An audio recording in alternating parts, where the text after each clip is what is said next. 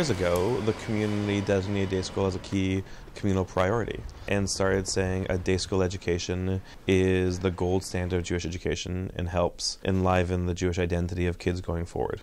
I think that formed an important base of it. So in no other community do you find like a two-campus Reform Jewish day school or a two-campus Labor Zionist Jewish day school. Like, these are things that are pretty unique to Toronto.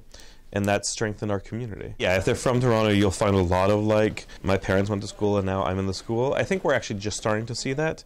My parents were immigrants, so I think Toronto in general is like a younger Jewish, by younger I mean like we haven't been here for as long as the major waves of immigration to the States were between like 1880 and 1910, whereas the major waves of immigration to Toronto were post-war. We have been the beneficiaries of Jews coming from all over around the world, which makes this the eclectic Jewish community that it is, but also mirrors the multiculturalism of the Toronto community in general, right?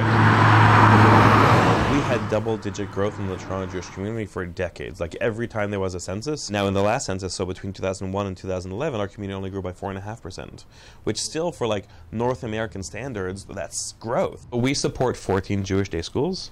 Each are independent schools with their own boards of directors, and we help support them largely in the area of financial sustainability and affordability. We are also seeing families who are, because of costs, are opting out of the day school system and not choosing Jewish for their kids because of the high cost that it puts on their shoulders. What we can do as a federation, as a funder, as a central agency, is focus on this issue of cost and how can we make day schools affordable for middle-income families. We just worked with Tanner Chat to reduce tuition from $28,000, which is a huge number, to $18,500 and keep it under $19,000 so that we could focus on bringing those middle-income families into the school. The funding right now is for 5 years. I have every faith that we're going to like demonstrate proof of concept, like bring in kids who were like opting out of the day school system after grade 8. Phenomenal philanthropists who are saying, we know that our community going forward needs a strong educational system.